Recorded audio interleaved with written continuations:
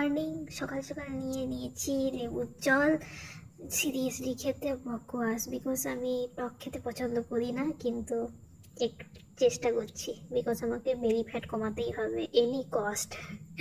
তো যাই হোক, যারা আমাকে চেনে তারা তো অবাক হবেই, বিকজ আমি নাকি বেলি ফ্যাট কমাচ্ছি।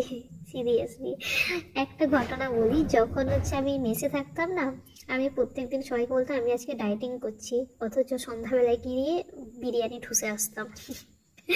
তো যাই হোক, আমার এই ডোরবেলটা ভীষণই ফেভারিট। এটা সাউন্ড শুনতে আমার ভীষণই ভালো লাগে, বিশেষ করে তখন যখন আমার মুড অফ থাকে। ইয়েস, আমার মুডটা সত্যি ভীষণই অফ। তো চলো একটু সাউন্ডটা শোনাই।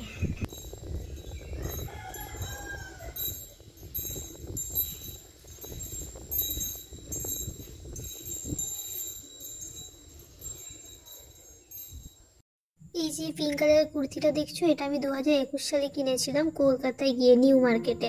তো সেই সময় তো হতো, কিন্তু পরে পরে আর হচ্ছিল না, কিন্তু ফাইনালি একটু তো আমি রোগা হয়েছি। তো যাই হোক, আমি ডেলিভাবে রেডি হই, সেভাবে একটু রেডি হয়ে নিলাম। আমার এই বায়োটিকের ক্রিম, যেটা আমার ভীষণই ফেভারিট, আর একটু কাজল ছাড়া তো আমার চোখ অন্ধ। কাজল না পরলে সিরিয়াসলি আমার কিচ্ছু ভালো লাগে না। আর সাথে লিপ বাম তো আমার সারা বছর চাই। তো যাই হোক, এটা যারা একসেপ্ট করতে চাও তাদের জন্য। আর সাথে সাথেই চলে এসছে আমার একটা পার্সেল। তো আমি পার্সেলে কি নিয়েছি, একটা ড্রেস অর্ডার করেছি, যেহেতু আমার একমাত্র ছেলের বার্থডে আসতে চলেছে, তার জন্য স্পেশাল কিছু অর্ডার করেছিলাম। তো যেটা দেখলাম, সিরিয়াসলি ফেব্রিকটা খুবই সুন্দর, আর এই প্রিন্টটা দেখো কি সুন্দর, কাপড় কোয়ালিটিটাও অসাধারণ।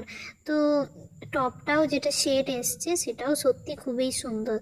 তো দেখা যাক এবার পরে। সিরিয়াস খুবই সুন্দর লাগছে, ফিটিংসটাও খুবই সুন্দর এসছে, মানে খারাপ নয়। আর বেরিটাও খুব একটা বোঝা যাচ্ছে না। আর এইখানে ফেব্রিক কোয়ালিটিটা মানে অসাধারণ, কিন্তু সমস্যা এটাই যে এটার ঘেরটা বেশি নেই। আর আমি যেহেতু একটু মোটা, তো অতটা ভালো লাগছে না, তাই ডিসাইড করলাম এটাকে রিটার্নই করে দেবো।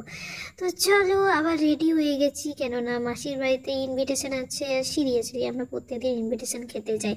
এবার এইখানে মাছও ঠ্যাং চুষাচুষি করছে, কামড়ি করছে, তাকে একটু দেখে টাইম পাস করছিলাম, বিকজ ভাই এখনও আসেনি। ভাইয়ের জন্য অপেক্ষা করছি, ভাই স্কুল থেকে এলে আমরা সেখানে যাব, কিন্তু অনেক বেলা হয়ে গেছে, খিদেও পাচ্ছে, আর আমি কিচ্ছু রান্না করিনি। তো ফাইনালি ভাইকে আমি স্কুল থেকে আনতে গেছিলাম, আর এখন বাজে 4:39। তো যাই হোক, তাকে ঝটপট বলছি রেডি হোক, কেননা আমরা এখনো লাঞ্চ করিনি, আর খিদেই না পেটটা পুরো চোঁচো করছে, কেননা দুপুরের খাবারটা হচ্ছে মেন খাওয়া।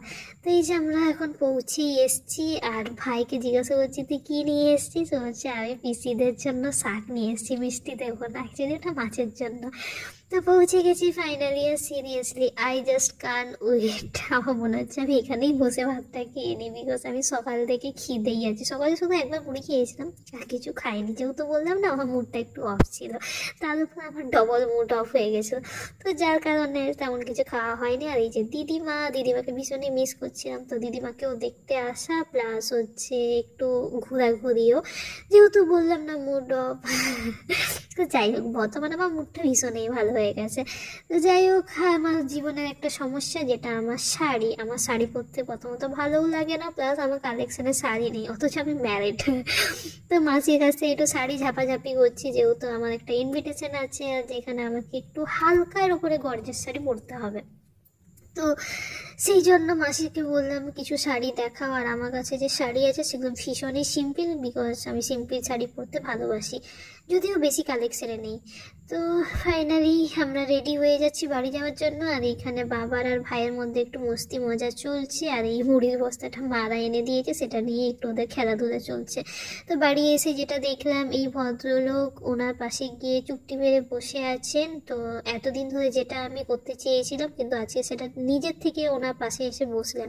তো রাতে এসে আবার ডিনার বানাতে হলো, কেননা ওখানে খেলে লেট হয়ে যেত, তাই বাড়িতে এসেই একটু ময়দা মেখে দিয়ে গেছিলাম, আর ছোলাও ভিজিয়ে রেখে দিয়ে গেছিলাম। তো আমি আর রাতে তেমন কিছু খাবো না, আমি এটা ভাইয়ের জন্যই করেছি। তো যাই হোক, একটু ফ্রেশ হয়ে নিলাম। তো চলো, বিছানা আমার জন্য অপেক্ষা করছে। তো চলো, গুড নাইট, দেখা হচ্ছে নেক্সট ব্লগে।